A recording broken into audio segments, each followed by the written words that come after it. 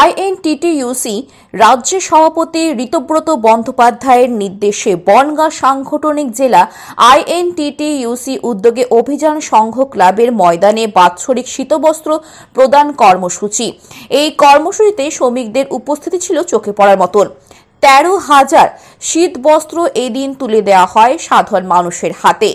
8,000 মহিলাদের হাতে কার্ডিগান ও 5,000 পুরুষদের শাল তুলে দিলেন বনগাঁ সাংগঠনিক জেলা আইএনটিটিইউসি সভাপতি নারায়ণ ঘোষ। পাশাপাশি 3টি মৃত শ্রমিকের পরিবারকে আর্থিক সহায়তা প্রদান করলেন।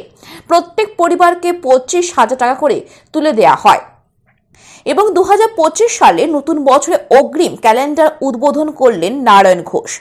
বনগাঁ সাংগঠনিক জেলা আইএনটিটিইউসি সভাপতি নারায়ণ ঘোষ রাজ্য সভাপতি ঋতব্রত বন্দ্যোপাধ্যায়কে রাজ্যসভার সাংসদ পদে প্রার্থী নির্বাচিত করার জন্য মুখ্যমন্ত্রী মমতা বন্দ্যোপাধ্যায়কে ধন্যবাদ জানিয়েছেন এবং তিনি বলেন, আমাদের নেতা ঋতব্রত বন্দ্যোপাধ্যায় বিনা প্রতিদ্বন্দ্বিতায় জিতবেন, এটা আমাদের বিশ্বাস। বনগাঁ পৌরসভা পৌরপ্রধান গোপাল শেঠ বলেন, নারায়ণ ঘোষ যেভাবে বনগাঁ সাংগঠনিক জেলার আইএনটিটিইউসি সকল কর্মীদের সঙ্গে নিয়ে কাজ করছেন এবং সংগঠনটাকে গুছিয়ে তৃণমূল কংগ্রেস দলটাকে আরো শক্তিশালী করছেন। আজ এখানে 13,000 মানুষে শীতবস্ত্র প্রদান করলেন। উক্ত অনুষ্ঠানে উপস্থিত ছিলেন স্বরূপনগরের বিধায়িকা বীণা মণ্ডল, নদিয়া সাংগঠনিক জেলা তৃণমূল কংগ্রেস সভাপতি দেবাশিস গাঙ্গুলি, বনগাঁ পৌরসভা পৌরপ্রধান গোপাল শেঠ, বনগাঁ সাংগঠনিক জেলা আইএনটিটিইউসি সভাপতি নারায়ণ ঘোষ, বারাসাত সাংগঠনিক জেলা সভাপতি তাপস দাশগুপ্ত, রাজ্য কমিটির সাধারণ সম্পাদক শুভজিৎ মৈত্র, সনৎ চক্রবর্তী, মনোজ চক্রবর্তী, কৌশিক দত্ত, ইমরান হোসেন, জেলা পরিষদ সদস্য শুভজিৎ দাস, এছাড়াও বনগাঁ সাংগঠনিক জেলা আইএনটিটিইউসি টাউন ও ব্লকের সভাপতি ও অন্যান্য ব্যক্তি ও নেতৃত্বগণ উপস্থিত ছিলেন। একটা কথা বলি, গতকাল একটা খুব আনন্দের দিন ছিল। আমাদের রাজ্যের সভাপতি ঋতব্রত বন্দ্যোপাধ্যায় রাজ্যসভার সংসদ হয়েছে। একটা এই আনন্দের দিন জানি না খুঁজে পাবো কিনা। আমার এত আনন্দ, আমাদের এই জেলা বলে না, খালি তাপসদা এখানে আছে আর সবাই আমরা খুব গর্বিত, আনন্দিত। কালকে মনোনয়ন জমা দেবে, উনি একটু ব্যস্ত আছে, স্বাভাবিক। আর এই যে শীতবস্ত্র প্রত্যেক বাড়ি আমরা দিই রাজ্যের নির্দেশ মতো। মমতা বন্দ্যোপাধ্যায়, অভিষেক বন্দ্যোপাধ্যায় এবং ঋতব্রত বন্দ্যোপাধ্যায় একটা কথাই বলে, সাধারণ মানুষ, খেটে খাওয়া মানুষ, তাদের পাশে থাকুক। আচ্ছা, এই যে আজকের যে মেগা কর্মসূচি ছিল আমার প্রায় 32টা ট্রেড, আমরা অসংগঠিত শ্রমিক। এই যে তাদের এই যে শীত পড়েছে দেখছেন, সেইভাবে আমরা এই যে তার মানে গতকাল এই মাঠে থাকার মতো ছিল না, তথাপিও আমরা এই যে এখন রোদ্দুর উঠেছে, মানুষ এই যে এত দেখছেন কত লোক এখনও তারা নিচ্ছে, এটা গর্বের ব্যাপার। আমি বনগাঁ জেলার সাংগঠনিক জেলার আইনটিটিইউসি সভাপতি হয়ে না, খালি বলবো আমি একটা সাধারণ মানুষ হয়ে এই যে মানুষের পাশে থাকতে পেরেছি, এটাই ব্যাপার। আগামী দিনেও যেন প্রতি বছর আমরা যেন এই খেটে খাওয়া মানুষ, মেহনতি মানুষ, তাদের পাশে থাকতে পারি রাজ্যের নির্দেশ মতো। রাজ্যে যে নির্দেশ দেয় সেই নির্দেশটা আমি পালন করার চেষ্টা করি। আমি একটা কথা বলি, এটা আমি বলবো না, এটা আমার রাজ্যের সভাপতি আছে, বলবে। যেভাবে বলে কাজ করতে সেটা করি। আমাদের এখানে তাপসদা আছে, মনোজদা আছে, বিভিন্ন যারা এসছে বিভিন্ন জেলার থেকে, আমাদের জেলার সভাপতিরা, তারাও সবসময় কাজের মধ্যে থাকে। আমি এই শীতকালে লোকনাথ মন্দির থেকে শুরু করে বিভিন্ন রকমভাবে থাকার চেষ্টা করি। ঈশ্বর যে কদিন আমাকে আশীর্বাদ করবে যে তুমি এগিয়ে যাও, আমি তোমার পাশে আছি। যেন আমাদের নেত্রী মমতা বন্দ্যোপাধ্যায়, অভিষেক বন্দ্যোপাধ্যায়, ঋতব্রত বন্দ্যোপাধ্যায় যে নির্দেশ মতো এগিয়ে যেতে বলেন, ঠিক সেইভাবে রাজ্য সভাপতি একদম। কেন বনগাঁয় উনি বহুবার এসছেন, কেন বনগাঁয় এই যে অসংগঠিত শ্রমিক, তার ডাকে মানে তিনার ডাকে যেভাবে আসে মানুষ, ভাবা যায় না। আজকে আমাদের রাজ্যের সভাপতি উত্তরবঙ্গ থেকে মেদিনীপুর সবসময় দেখেছেন দৌড়িয়ে বেড়ায়, সব সময়ের জন্যে মানুষের পাশে থাকার চেষ্টা করে।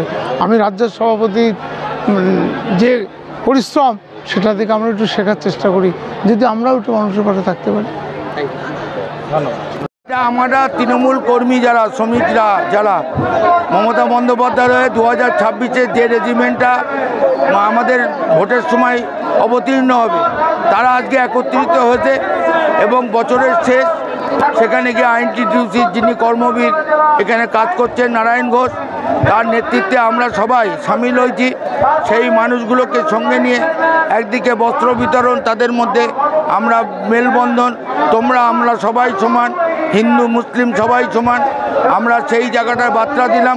সীমান্তে একটা প্রভোকেশন করছে বিজেপি পার্টির কিছু লোক, যেটা হলো রাজ্য মানে না, রাষ্ট্র মানে না, সেই সব কথা বলছে, তাদের বিরুদ্ধে সচেতন করে দিলাম।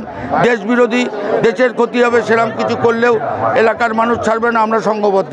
26-এর নির্বাচনের একটা বার্তা দিলেন যে ভোট চাইতে গেলে মমতা বন্দ্যোপাধ্যায়ের বিরুদ্ধে কিছু বললে ঝেঁটাপিটা করবেন। যারা দলের মধ্যে আছেন, দলের মধ্যে থেকে অনেকে বিজেপি আশ্রয় নিয়েছে, সেই লোকগুলো যদি কোনো সময় দেখা যায় যে সেরকম লোক আছে, তাদের বয়কট করার কথা বললাম এবং তাদেরকে বললাম প্রয়োজনে যদি না শোনে তাদেরকে ঝাঁটাপেটা করে চিহ্নিত করুন। জল যন্ত্রণায় সারা ভারতবর্ষ ভুগছে, সেখানে 25 থেকে 30,000 মানুষের পরিবারের জল পৌঁছে দেওয়ার ব্যবস্থা করব। আমরা 2025-এর মার্চের মধ্যে 31,800 বাড়ি আছে আমার এখানে, 31,800 বাড়ি মমতা বন্দ্যোপাধ্যায়ের অত্যন্ত তার সেই উন্নয়নের যে কর্মসূচি, তাতে যে আমাদের বনগাঁর মানুষ এবার চাকদার পবিত্র গঙ্গার জল পাবে, সেটা আমরা একদম গ্যারান্টি দিয়ে বলছি যে 2025-এর মার্চের মধ্যে 31,800 বাড়িতে জল পৌঁছে যাবে। তাহলে কি আগামী দিন বনগাঁ পৌরসভা মডেল পৌরসভা হতে চলেছে?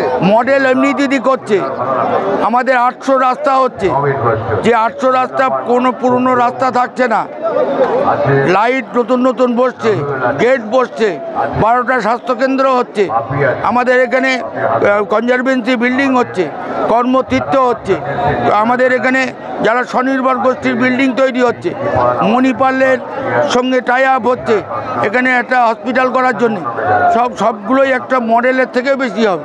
বনগাঁ পৌরসভাকে স্বচ্ছ পৌরসভার জন্য কি জঞ্জাল কর?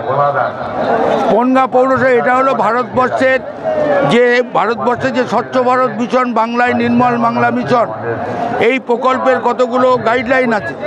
সেই গাইডলাইনে যেসব শ্রমিকরা কাজ করবে তাদের জন্য টাকাটা তুলে নিতে বলছে। এবং আপনি জানেন আমরা ট্যাক্স নিই একটা, সেখানে আমরা নিই কি বাড়ির বিল্ডিংয়ের ট্যাক্স নিই, আমরা নিই হচ্ছে রাস্তার আলোর ট্যাক্স নিই, রাস্তা পরিষ্কারের ট্যাক্স নিই, নতুন করে বাড়ি বাড়ি নেওয়ার যে জল বাড়ি বাড়ি ময়লা নেওয়ার জন্যে নতুন করে লোক সেট করা আছে, তার জন্য একটা মিনিমাম চার্জ ওই কর্মচারীদের মাইনে দিতে পারি, কিছু মালপত্র কিনতে পারি, যার জন্যই হলো এই ট্যাক্সটা নির্ধারিত গভর্নমেন্টের সেন্ট্রাল এবং স্টেটের নির্ধারিত কর্মসূচি। এটা যদি না করি এই প্রকল্প আমাদের টাকা দেবে না। এখন এসে দেখি প্রায় 13 থেকে 15,000 মানুষকে শীতবস্ত্র দিচ্ছি। এটা মানে দলের তরফ থেকে কিংবা ট্রেড ইউনিয়নের তরফ থেকে আমাদের কাছে গর্বের ব্যাপার। গরিব মানুষের পাশে দাঁড়িয়ে, সাধারণ মানুষের পাশে দাঁড়িয়ে এই আন্তরিকতা, আন্তরিক চেষ্টা কিংবা প্রচেষ্টা, এটা নারায়ণ ঘোষের মধ্যে আছে, চিরকাল ছিল, এখনও আছে। এবং মমতা ব্যানার্জি কিংবা অভিষেক ব্যানার্জির আদর্শ অনুপ্রাণিত হয়ে এবং আমার রাজ্য সভাপতি ঋতব্রত ব্যানার্জির কথার নেতৃত্বে আজকে আমাদের এই যে প্রোগ্রামটা হচ্ছে, এর জন্য আমি নারায়ণ ঘোষকে অভিনন্দন শুধু জানাবো না, বনগাঁর মানুষকে অভিনন্দন জানাবো, যেভাবে স্বতঃস্ফূর্তভাবে বনগাঁর সাধারণ মানুষ আজকে এসে এই শীতবস্ত্র অনুষ্ঠানে এসছে, তার জন্য সবাইকে অভিনন্দন। গর্ব হওয়ার চাইতেও আমার যেটা সবার কাছে আমি বলি যে নারায়ণ ঘোষ কিংবা নান্টু আমার সঙ্গে, আমি যখন জেলায় ছিলাম ও তখন বনগাঁর দায়িত্ব ছিল, এবং ও যে সত্যিকারের কাজের ছেলে এবং কাজ করতে ভালোবাসে, এবং দলের কাজ তো সবাই করতে পারে না, দলের আসে দলকে ভাঙিয়ে অন্যদিকে চলে যায় কিংবা দলের বিভিন্ন রকম বদনামও করে। নারায়ণ ঘোষ কিন্তু কন্টিনিউ দলের কাজ করে যাচ্ছে এবং এটা লাগাতার, ও দলের কাছ থেকে কোনো সময় বিরাম না নেয়, এবং এর জন্য আমি না, দল গর্বিত, আমরা সবাই গর্বিত এবং আমরা সবাই আনন্দিত যে নারায়ণ ঘোষ মমতা ব্যানার্জির আদর্শকে সামনে রেখে কাজটা করে চলেছে।